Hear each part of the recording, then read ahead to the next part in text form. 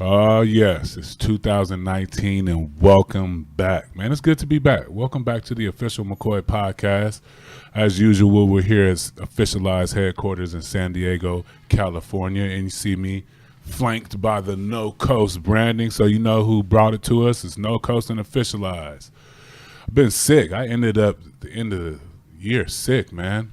Got kids in school and work offices and stuff. So I ended the year on a sickly note, but I'm back in 2019, feeling good, feeling refreshed. So let's get straight to the point. No need in messing around. Let's get to the NFL. NFL news, but there's not really any NFL news surprising. It's the Super Bowl. Super Bowl weekend. It's like a holiday here in the United States of America. I don't know if it's anywhere else in the world, but you know how we like our Super Bowl. So the Super Bowl is here, and we all know what we look forward to in the Super Bowl is Media Day. Who made Media Day the spectacle that it is today during the Super Bowl? Was it Marshawn Lynch? It took a turn after Marshawn got a hold of it. It was going left for a little while, then Marshawn got a hold of Media Day and turned it into something else. And now we got the spectacle that it is today. And now we got Gronk taking heat. Gronk's taking heat at the Super Bowl. May or may not made some offensive remarks about the number 69 and numbers that equated to 69 and innuendos, but evidently this is not the first time that Gronk pulled this. I don't think Gronk did anything wrong. That's his brand, right? You celebrate Gronk out season when he's partying in Vegas after he put his body on the line so you can win a couple dollars at the sports book. Right, you celebrating Gronk at the pool parties and at the Kentucky Derby when he wants to go root for the horse, but now you don't want to get Gronk's back when he has. It's not even really a slip up because this is what he does. He's loose. You love him loose. You love him sacrificing his body on the football field, but you don't want to have his back up when he may or may not have had a blunder. It's not a blunder to me. I get the whole Me Too movement. You got to be cognizant of everything you're saying nowadays, especially with the women. I have a daughter. I get it. But at the same time, if you're coming to a Super Bowl presser, the Media Day, some zany things have happened. A lady proposed to Tom Brady, right? Should we be, as men, should we be sticking up and saying we look up as sex idols? You got ladies proposing to us and all type of weird things. You're passing bras and panties and all that stuff. But, I mean, Gronk can't have his moment. It's a highly charged event. It's the Super Bowl. Spent his whole life thinking about the Super Bowl, but they've been the last 29 Super Bowls. I mean, this can't have been the first time this has came up. Speaking of new things coming up, whatever's going on between Aqib Talib and Wade Phillips out here talking about he ain't been popping since his demo. Shout out Future. Live from Atlanta, I'm here with Coach Wade, the mastermind of defense. So I just want to know, like, Coach, when you really figured, like, you really got this defensive coordinator stuff under control, like you really could be pretty good at this? Well, I've been popping since my demo, baby. He been popping since his demo, man. Shout out Future. That's the question that's burning. He been popping since his demo. That's the answer. You know what I'm saying? Wherever Aqib and Wade Phillips seem to go, it seems to be a litty situation going on. I love the whole defense. I love especially the secondary, right? They got Aqib Talib. They got Marcus Peters out there handling town business. That's town talk. If you don't know, we call that town talk. Marcus Peters, his cousin is who? Marshawn Lynch. So he got some town business in his blood. So it tends to come out. We're a fan of Marcus Peters and Aqib Talib here, and we're a fan of that Rams secondary. And Wade Phillips. Love Wade Phillips. Wade Phillips has been an OG since the Houston Oilers. Do your research. The Houston Oilers, they were the first team to do the run and shoot with the running backs catching balls with the 3 and 4 wide receivers. And Wade Phillips was the defensive coordinator on that team. So who better to know about run and shoot or high-power offenses than Wade Phillips? Do your research. Wade Phillips is an OG defensive coordinator in this game. I love him. What else was going on in the Super Bowl Media Day? The TED Talk Q&As. The TED Talk Q&As between the coaches and the QBs was weird. You know how I like throwing around weird. You know what I mean? First of all, why would Tom Brady? They're asking Tom Brady if he'd give any advice to Goff. I'm like, hell no. And he answered that correctly. Why would he give advice to the man he's supposed to be passing the torch to. Tom ain't ready to pass that torch yet. You know, Goff got to go in there and get him one. Tom ain't about passing the torch off to QBs, especially when he has to compete against them. I mean, my man is walking in the room talking about he's the greatest MF of all time. You know what I mean? You got a quarterback running around talking about he's the greatest MF of all time. It galvanizes the troops. What is the Super Bowl about nowadays? I got a question for our listeners, followers, subscribers. I don't really like the word followers. They got to come up with something new than that, a little bit more positive. But it is what it is. That's what they got out here now. Followers, subscribers, listeners to the platform, to the official McCoy podcast. What is the Super Bowl about this year or moving forward?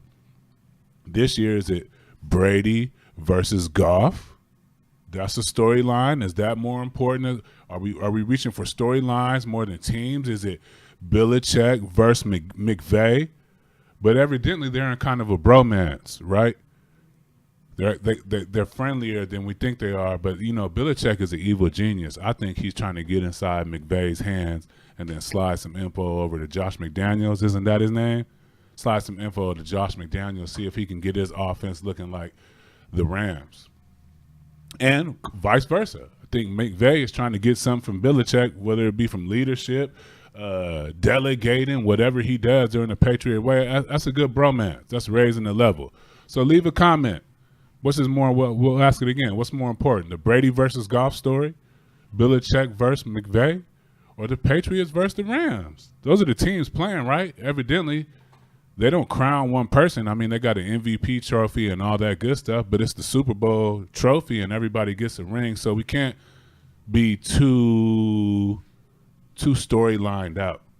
That's what I mean. But that's business. That's what leads to media day and everything else, I guess. NFL needs good storylines. 2 players to watch during the Super Bowl. I'm gonna make my 2 picks, and again, leave in the comments. Feel free to make your two players to watch pick. I'm gonna go with, on the Patriots side, I'm gonna go with Julian Edelman. Rolling with Julian Edelman. He's not 6'5", right? But he does have some attributes that other wide receivers don't have. We figured that out when he made that catch under the ball. There was something he tested out in the NFL Combine that said he was one of like 3 people in the NFL that can make that catch. Plus, he plays angry. Like Julian Edelman. I used to work out next to him at Manhattan Beach at the Yard, and everything he did was angry. He took no repetitions off. He took nothing off. He made a lot of noise. You know, he had that thick sweat. You know, there's different degrees of sweat you can have. You can perspire, and then you can sweat. He was for sure sweating. So I'm rolling with Julian Edelman on that side. I know everybody's probably going to say he's a player to watch, but he just seems to get things done, especially when GOAT Tom needs him. And I'm going with Ndamukong Suh. Low-key was just a few years removed from being regarded as the top defensive player in the NFL. Then he went over to, where did he go to? He was losing in Detroit. That'll have you pissed off, not wanting to perform well. You're getting double and triple teams, and ain't nobody else coming for no action. Then he went to Miami. They ain't winning no games. He got a little bit more bread. You know what I mean? Went to a warmer state. Thought he was leaving Detroit and going to South Beach. But you're not winning no games. And that's hard to do with a selfless position like the defensive line, especially when you the man and you got to take on double and triple teams. The warm weather don't always, I mean, it helped with the injuries. Not freezing your ass off helps in the rehabilitation process. But I'm rolling with Ndamukong Suh because he's going to free up Aaron Donald's behind to do something magical, and the Rams are going to win the Super Bowl. That's my pick. I don't know how you feel about it. I'm a California holic. I do love Tom Brady. I do love Gronkowski. I like the Patriots. I just don't like the Patriots against California. And I do love evil empires. I was a part of one. I love when people win all the time and everybody says it's cheating, or they try to find holes in the philosophy, or if they're doing things right and on the up and up. I love evil empires, but I'm rolling with the Rams to win the Super Bowl. Let's move this thing on over to something that I'm very, very comfortable with. Not that I'm not in the NFL, but I didn't play in the NFL, so these things are all my ideas. It's what you're allowed to do when you have a podcast. Moving into the NBA. NBA news, we know what's going on. It's all about the Anthony Davis saga. requested a trade. Then he targeted the Lakers as a destination. Then he got fined by the NBA. The Pelicans did their due diligence and asked the NBA to look into tampering. Everybody's tampering. If you're not tampering, you ain't getting a player. That's what's wrong with the Pelicans. You're thinking too small, and that's why everybody tries to leave that organization. They got CP3 up out of there. They're about to lose AD. Maybe they have a problem with losing all these players to California or Los Angeles. I think that's what the deal is. CP3 went to the Lakers before your boy did what he did and got him over. Where did he end up? Clippers. Went to the other locker room. So they're about to lose another Pelican to another California team. And I like the deal. Everybody was up for grabs. Lonzo. Was Kuz in the deal? I think they've been throwing around Kuz, Ingram, Zubic, Contavious. Everybody's up for grabs. But that's the industry. Anytime you can land a MVP candidate, everybody's up for grabs. If you could pair two MVP candidates together, you cracking. We said that once before. So I think they had in this industry, you don't have a lot of time. Gone are the days when the youth have 3 or 4 years to develop. It's 2019. It's instant gratification. Everybody thinks they're supposed to come out averaging triple doubles because what we've seen on Instagram or what we've seen in their college careers, but it don't work like that. And at the same time, I know that window is short for Magic Johnson, for LeBron James, for Rob Pelinka, as a matter of fact. So that window is short. You got to if you can get an Anthony Davis in there, you got to get an Anthony Davis in there because there's the grumblings. If Anthony Davis comes, you get yourself a Klay Thompson. You get yourself a Klay Thompson and an Anthony Davis and a LeBron James, and everybody else is just coming to run at the end of the day. And it takes care of itself. Same philosophy they used at Cleveland, same philosophy they used in Miami with the big three. Shout out Udonis Haslem. Kyrie may be in the fold. Kyrie reaching all out to LeBron James, apologizing. I'm good. I'm not gonna hate on Kyrie for that. Takes a bigger man to apologize and know what he's wrong, especially in a man in his position that he thought he was in. He wanted to be the man. Went over there to Boston, thought he was gonna be the man, and now you got the man problems. You got the man who think he's the man problems. He's got coaches and guys coming back from injuries. He's got to get it all together. So it's a tough job. And I'm not mad at Kyrie in the fold for joining LeBron James in the Staples Center. Why not? The more I guess you got runway. You got a pipeline of top-notch talent coming into the Staples Center. I see no problem here. I see no wrong here, as they say. The All-Star game starters are the same. We knew that. That's how it is every year in the NBA. They add 1 or 2 players. There's a bunch of snubs. We knew the All-Star game. We're going to have the same stories. But what we're especially happy about is the homie Kemba Walker getting the start in the All-Star game in Charlotte. That's going to be big. Like we said, he's from a long line of Charlotte Hornet point guards. Baron Davis, Kemba Walker. Who am I missing? Muggsy Bogues. Do your research. Muggsy Bogues was a hell of a Charlotte point guard. They got a history of guards down there. Dale Curry, shooting guards, point guards. Kendall Gill, Bobby Fields. Rest in peace, Bobby Fields. Look it up. Charlotte Hornets do right by point guards and guards. So it's good to see Kemba Walker getting the opportunity to start in front of his hometown fans. All-Star game. You can do it. A lot of people do this a bunch of different ways. This is a weird point in the NBA season. There's not a lot of news. The trade deadline is coming up. It's just a weird way. You're making your plans. Maybe are you going to attend All-Star Weekend? Are you going to go home to the crib and take a couple of days off if you got kids and babies and that stuff? Or are you going to go and tighten up? Let's go spend some time a la at Stanley Remy's workouts down in Miami. He does a little tune-up session down in Miami. Some of the NBA players who aren't involved in All-Star Weekend, who aren't All-Stars, who don't decide to take in the pageantry of Charlotte, North Carolina, and whatever goes on during the All-Star Weekend, which is fantastic, by the way. Kenny Smith always has a great party. Every brand has a great party. All-Star Weekend is fun, but once you kind of been there a couple of years, you kind of get tired of the party and you'd rather have time off or you'd rather spend time dedicating, tightening up for your craft. All-Star game in Los Angeles, it was one of my, I tell an story about All-Star game in Los Angeles. The All-Star game, the first time the All-Star game was Los Angeles, it was great. The city of Los Angeles extended like the deadline for clubs being closed by like an hour or two. So you got an extra hour in drinking if that's what you did. I'm not saying that's what I did, but I'm not saying that I didn't. I mean, it's the All-Star festivity. Anyway, so it was a great time. I ended up waiting in line for the Mitchell and Ness party. Remember the cracking throwbacks? So that was that when Mitchell and Ness was at his height for throwbacks, and they had a party at the Mondrian. Nice little venue. We ended up going there. The line was super long. You know how it is in Hollywood. Even when you're an NBA player, if you're not popping like that, you might be waiting in that line for an extra 30 minutes, depending on how you treat people. Anyway, I just so happened to be waiting for one of my delegates to finesse, to finesse the security guard or whatever they are at the beginning of the line. And I ended up taking a seat on a bus bench. And while I was just sitting there rapping, I ended up, 2 other people joined me, and we ended up having a 6-pack. It was a 6-pack. It was like Coors Light, to be exact. In public. I don't advise it, but I was a younger man.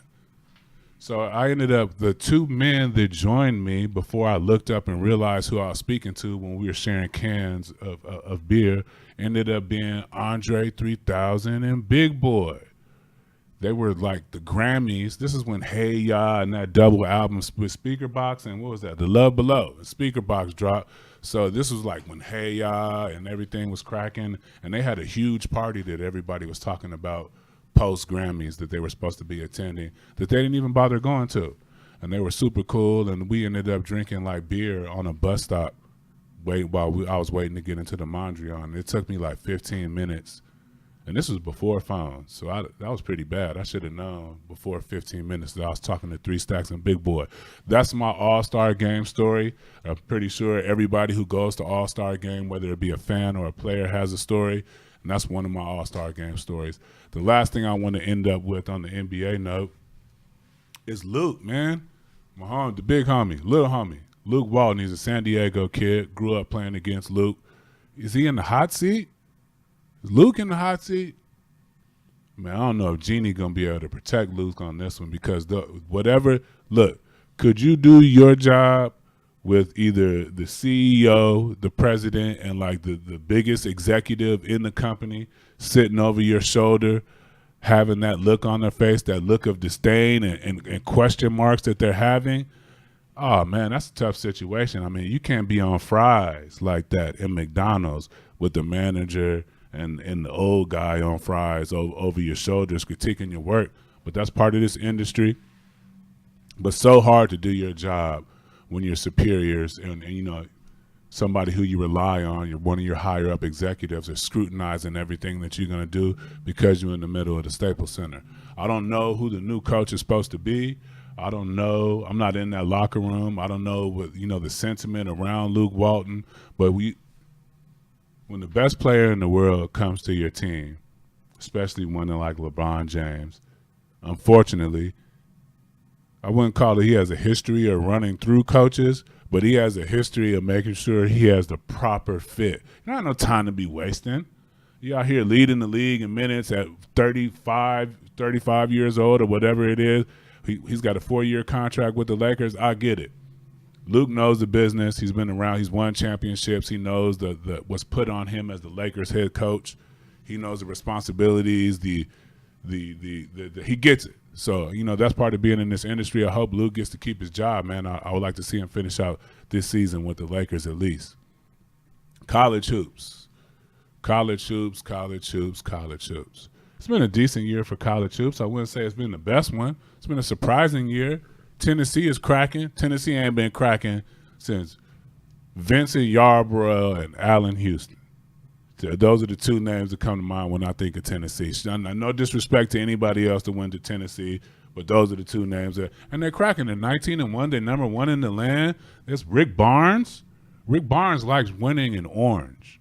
He got that whole Texas vibe going again. Whatever he stays in orange. He was a burnt orange in Texas. Now he's got that bright, no-coast-looking orange in Tennessee. And they're doing the thing. What's the guy's name? Got the dude that's balling. He's got a terrific name. Admiral Schofield. Have y'all seen Admiral Schofield? That boy looking swole. You know what I mean? Look like he can take a couple snaps on the Tennessee football field. Admiral Schofield, Rick Barnes is doing his thing. He's got back to his Texas winning ways. Good for Tennessee. Good for basketball.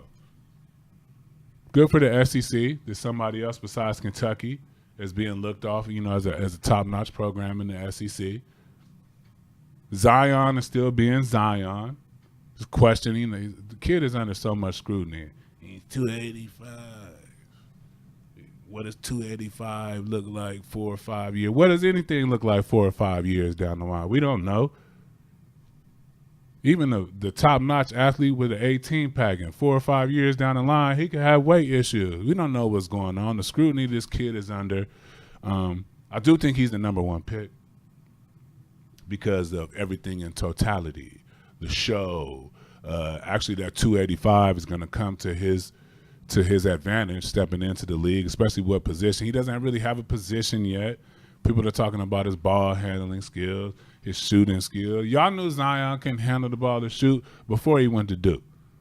I don't understand why it's under such a microscope. He's going to be the number one pick. I get the kid. What's the other kid's name? R.J. Barrett. He looks more of like an NBA player. He's ball handling, shooting. He's gotten progressively better as the season went on, but Zion is still the number one pick. Duke is still Duke. They're going to be there, but they're going to have to go through Tennessee, it looks like. What else in college basketball is going on? I'm not rolling with the criticism of Penny Hardaway down in Memphis with all the college coaches throwing shade because he's got an NBA staff. Like the NBA staff didn't play in college. That's what you got? You want to take down Penny Hardaway because of the NBA staff? Do your job. Tell your recruiters to do their job. It shouldn't be, if your college basketball is so much better and you understand the landscape so much better, what you worried about with Penny, who Penny hiring? That's on that man's, document. So he gets to pick his coaches. Who's not picking 20 whatever years of NBA experience that played in college? Didn't Mike Miller play in Final Fours? Get out of here. It's so unimaginative. But that's what happens when the league trickles down into college, to those college jobs, because the NBA jobs are so volatile and there's no, what's the word I'm looking for? Security. There's no job security in the NBA. You have a bad stretch, on the road where you're losing games, they might have your ass up out of here. Speaking of jobs, the UCLA job search, I guess it has begun. They got an intern coach. They won a couple games. They're picking each other's head up at least. They got Jalen Hands picking up Moses Brown head. I know everybody's seen that all over the internet. They made coffee mugs and T-shirts and memes about it. I know some people may or may not want to hear this, but I'm allowed to make my pick, right? As a fan of the fan base, as a former player, as someone who understands, who's coached in AAU, who's coached in the NBA. I'm going to make my selection. When do we stop outsourcing the job to players who don't know anything about the UCLA ecosystem? I got a candidate in mind. I'm gonna step out there and say I'd like to go with Earl Watson. You at least got to hear him out. You at least got to hear out Coach Watson. He played 4 years. He was very successful. Played 12 years in the NBA. Again, very successful. He had a personal relationship with Coach Wooden. Rest in peace. You named the quarter after him, but you're not going to talk to one of his mentees. He had a special relationship with Coach Wooden while he was playing. He's learned from Popovich. He was a head coach on the NBA in the NBA with one of the youngest teams in the NBA. So clearly he knows how to talk to the younger people. Just hear him out. Everybody got their selections. They like the coach from North Carolina State. They like Hoiberg. They like everybody. Like Cal.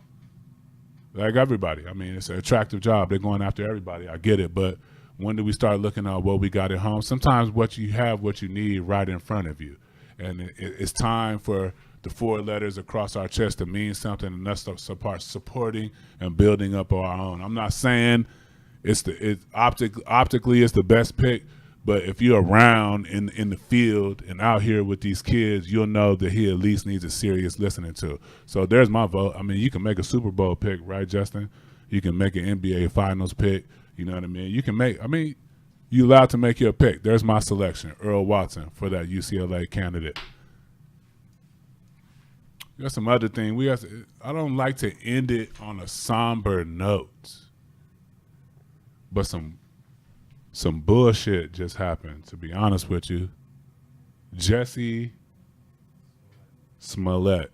I didn't want to ruin his name, so I had to double check. I didn't want to butcher it before I even get it attempted, so I passively aggressive as Justin. Jesse Smollett. Everybody heard what happened to Jesse. He was a victim of a hate crime, but they're saying they're investigating it as a possible hate crime. But I don't know how it's a possible hate crime when they put a noose around his neck, spill bleach on him, and use racial epithets and what is that? Sexual preference epithet, I guess, homophobic slurs. And then they told him, this is MAGA country. This ain't no MAGA country. This is everybody's country. Gay, straight, black, white, purple, green, biracial, half Jewish, half Buddhist, Muslim. I don't give a damn what you are. This ain't no damn MAGA country. This is the United States of America. And I'm cool on the MAGA hats. It's your God-given right, whatever you believe in. Your right as an American to be a racist, to want people out of the country, I guess, to be a Republican, to even want to cheat on your taxes. That's your bag. You're allowed to do that. This is the United States of America. They're letting you get that shit off. But the whole MAGA hat thing, I'm cool on. Wear a MAGA hat in the hood. See how that work out for you. Y'all real tough when you catch Jesse's and other people out by themselves, but I don't see y'all wearing them MAGA hats in the hood. You're going to go bang on the Indian elder for banging his drum. And I know there were some things said, there always is when emotions are running high, but cool on the MAGA hats. Destructive to the environment. It's not vibrating enough positivity on a positive scale. Do what you want. Again, you're allowed to vote for who you want, support who you want, use whatever platform you want, as long as it's 100 and it's not detrimental to the environment. Or wear it in the hood. You want some respect for that punk ass hat, wear it in the hood. That's my cultural update. Everybody, like I said, you repeat it once again. You're allowed to be racist, vote for it, do whatever you want, but it just can't be detrimental to the environment. We got too many things going on that's detrimental to the environment. We're not going into 2019 making room for sucker-ish. Excuse my French today, but that's what it is. What it is. Last thing, I'd like to welcome Angel McCoy to the officialized podcasting family. Shout out Angel McCoy. This has been the official McCoy. Welcoming in 2019. There'll be some more exciting things to come in 2019. I'm going to try not to I can't anymore. I'm going to take the governor off a little bit. We've been doing this thing for a little while. I'm going to take the governor off a little bit and let people know how I really feel about some of the stuff that's going on. Some of the language might get a little shaky, so make sure that you ain't got the babies listening to me rant. This has been the official McCoy podcast. Welcome to in 2019. Shout out No Coast and Officialized, Angel McCoy, all the new people onto the official McCoy, not the officialized platform. We'll see you next week.